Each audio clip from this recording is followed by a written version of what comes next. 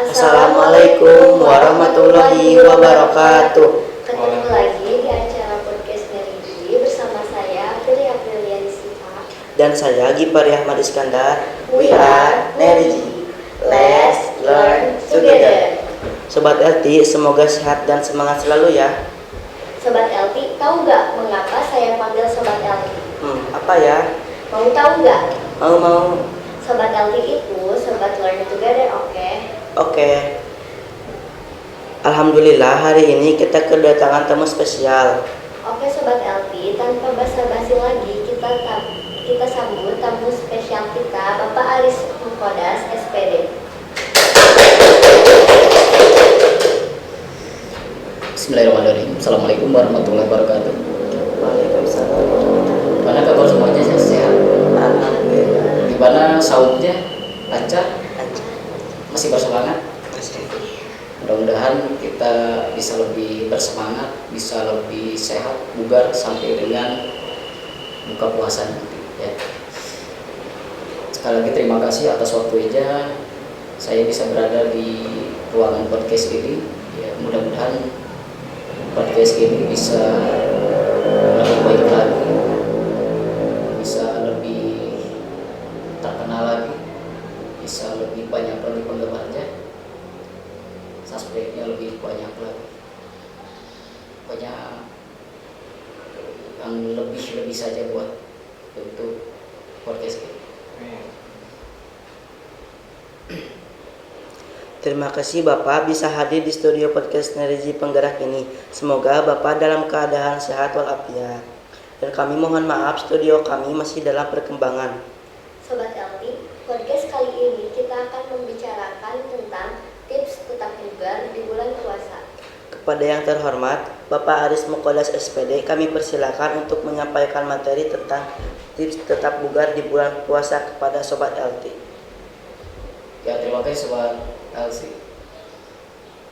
Hari ini kita memasuki bulan Ramadan. Kita sekarang sedang melaksanakan ibadah saum. Mudah-mudahan ibadah saumnya sekali lagi bisa bersemangat, bisa sehat, ya, bisa bugar. Walaupun dalam bulan Ramadan seperti ini, tetap aktivitas kita berjalan seperti biasanya saja. Ya. Jadi tidak bermalas-malasan, ya. Jadi kita harus bisa lebih beraktivitas lagi, ya. Nah, di sini kita memasuki bulan Ramadan, otomatis kita dihadapkan dengan ibadah-ibadah, terutama ibadah puasa, ya. Nah, dalam ibadah puasa ini kita harus bisa memanfaatkan waktu. Di antaranya kita bisa memanfaatkan pola waktu makan, pola waktu istirahat, dan pola waktu berolahraga. Nah, kalau kita lakukan dengan ketiga pola yang kita lakukan ini, insya Allah puasa kita akan lebih bersemangat, bertenaga, ya, bisa lebih segar seperti itu. Nah, di sini kita bahas dulu dari pola makan, karena ini pola makan sangat penting sekali, ya. Yang pertama, pola makan. Pola makan kita itu harus seimbang dengan yang namanya adalah 4 sehat 5 sempurna. Itu karena dalam kesehatan pola makan itu adalah 4 sehat 5 sempurna. Seperti apa? Seperti nasi, lauk pauk, sayur-sayuran, buah-buahan, ya, dan terakhir tambah dengan susu. Nah, itu akan menyebabkan kesehatan buat tubuh kita, ya, seperti itu. Terus pola istirahatnya kita istirahat harus teratur, ya, jangan terlalu capek, apalagi di siang hari ini kita jangan terlalu berat dalam segala aktivitas. Kita harus bisa mengurangi itu untuk di waktu kita melaksanakan ibadah saum. Terus kalau di malam harinya kita jangan terlalu larut malam untuk tidur, ya. Kalau bisa beres tarawih terus tadarus, ya, jam 10 pulang ke rumah, siap-siap sudah tidur, karena kita dihadapkan lagi nanti di sahur ya. Jadi sahur itu kita harus kembali bangun lagi ya, seperti itu. Terus yang ketiganya itu adalah pola olahraga. Nah di sini pola olahraga juga jangan yang berat-berat ya, karena kalau dua pola kita sudah lakukan, yang pola olahraga belum, itu akan kita tidak akan bersemangat ya, seperti itu. Jadi terakhirnya itu adalah pola olahraga sekali lagi yang jangan olahraga berat. Kita olahraga yang ringan-ringan saja, seperti olahraga yoga dan sebagainya lah, bersepeda kayak itu. Jadi kalau kita bisa memanfaatkan ketiga pola waktu ini, mudah-mudahan kita bisa untuk sahurnya itu bisa sampai dengan maghrib ya, kita bisa dengan kondisi tubuh lebih bugar, sehat. Mungkin itu untuk pemaparan materinya. Sangat menarik sekali pemaparan Bapak yang telah disampaikan. Untuk lebih jelas lagi, izinkan kami untuk bertanya beberapa hal yang telah Bapak sampaikan.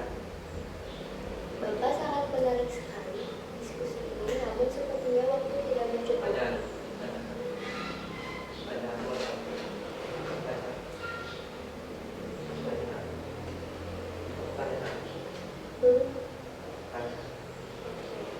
Satu, makanan atau minuman apa yang cocok dimakan ketika sahur supaya bisa membuat kita lebih segar, bugar, dan kuat menahan lapar ketika sahur? Nah di sini makanan atau minuman cocok untuk sahur supaya lebih segar, diantaranya kita harus pandai dalam memilih menu dalam sahur. Diantaranya menu dalam sahur itu harus ada yang tadi 4 sehat 5 sempurna ya. Jadi harus ada nasinya sebagai karbohidrat kompleks ya, terus buah-buahan, terus sayur-sayuran dan lauk pauk ya, seperti itu. Jadi di sini sayur dan buah ya, sayur-sayuran dan buah-buahan ini memiliki mineral dan vitamin yang tinggi ya, dan di sini sebagai zat penting untuk mempertahankan kesehatan dan kinerja tubuh kita selama beraktivitas saat puasa ya. Dan di sini sayur dan buah-buahan juga memiliki kandungan serat yang sangat tinggi ya, bukan untuk membantu mencerna makanan saja, tetapi di sini adalah untuk merasa kita bisa lebih kenyang ya, lebih lama, sehingga kita bisa menahan lapar saat puasa. Terus di sini asupan proteinnya tadi ya, ada daging, ikan, telur, susu ya, itu termasuk pada lauk pauk ya. Terus ada juga kalsium, itu harus ada ya. Dan jangan lupa air ya. Airnya itu adalah air putih ya. Nah di sini dibagi tiga bagian, karena kita memerlukan air itu 18 itu per hari ya. Jadi dibagi dalam 3, 2 gelas kita sesudah dan sebelum pas saat berbuka, sesudah berbuka. Terus 2 gelas ya kita pas pada sebelum dan tiba pas selesai sahur kita 2 gelas, terus dan 4 gelas itu kita di malam hari. Itu tergantung bebas, boleh sesudah tarawih, sebelum tarawih ya, sebelum tidur atau sesudah tidur. Nah itu. 2. Mengapa lebih sulit menahan haus daripada lapar?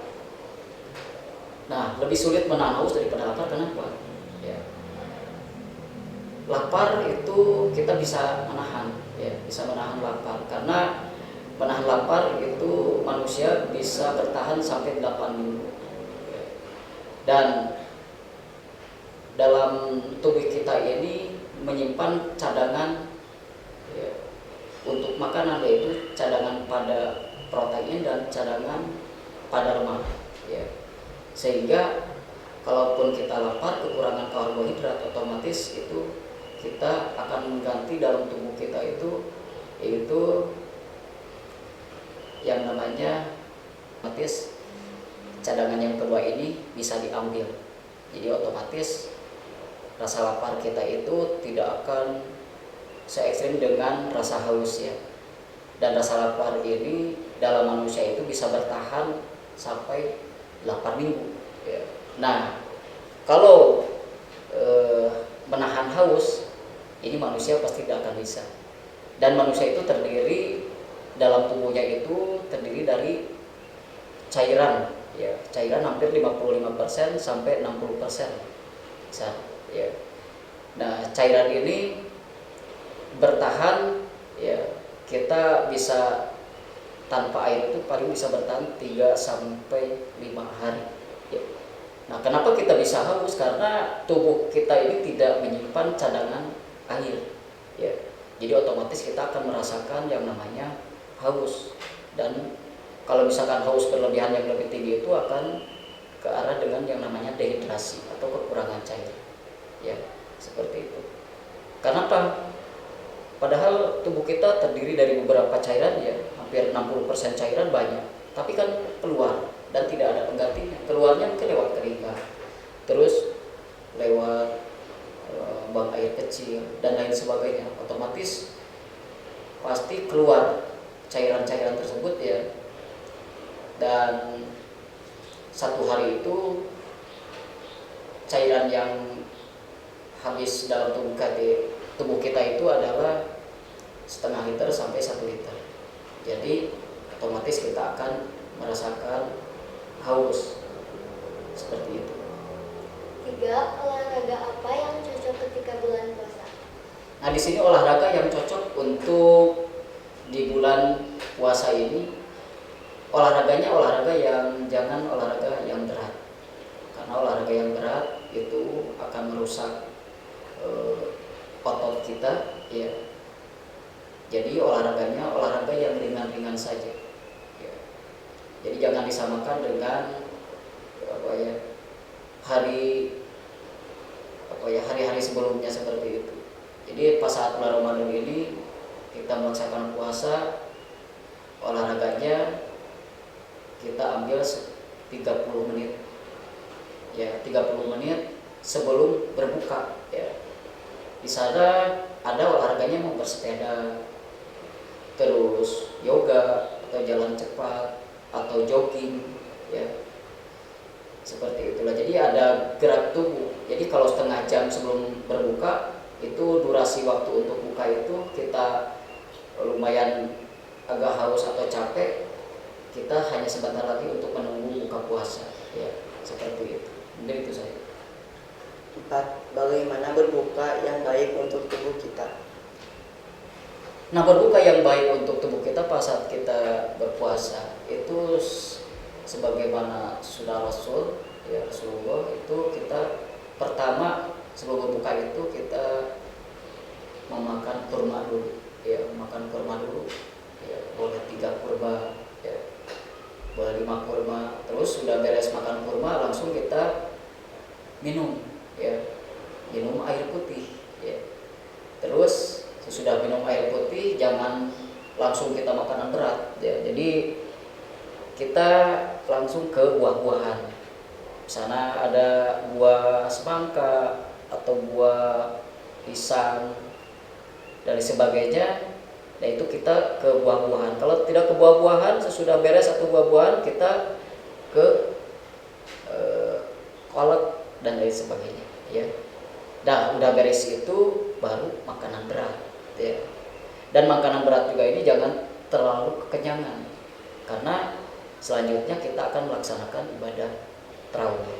Jadi otomatis kita jangan terlalu kenyang. Dan makanan berat itu juga tadi 4 sehat 5 sempurna, ada sayurannya, ada lauk pauknya ya, seperti itu.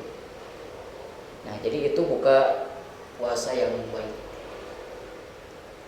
Kira-kira yang bagus untuk berbuka air mineral atau air teh manis hangat?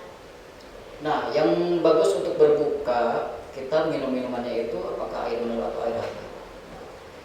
Di sini untuk air hangat, air teh hangat di sini ini air teh ini mengandung kafein, ya. Sama halnya dengan kopi ya. Nah di sini mengandung kafein itu akan menjadi tidak nafsu makan, ya. Jadi alangkah baiknya kita meminumnya itu minum air mineral yang hangat. Ya. Kalau bisa dicampur dengan madu. Ya. Jadi jangan air dingin karena tubuh kita itu akan kaget. Ya. Ya. Karena kalau air dingin di sini dalam tubuh itu kan suhunya berbeda ya. Jadi kaget sekali dan itu akan mengalami gangguan pencernaan seperti itu. Ya. Jadi sekali lagi minum air hangat saja. Bapak, sangat menarik sekali diskusi ini, namun sepertinya waktu tidak mencukupi. Sebelum kita tutup pertemuan ini, Bapak silakan untuk menyampaikan closing statement untuk Sobat LT dimanapun berada.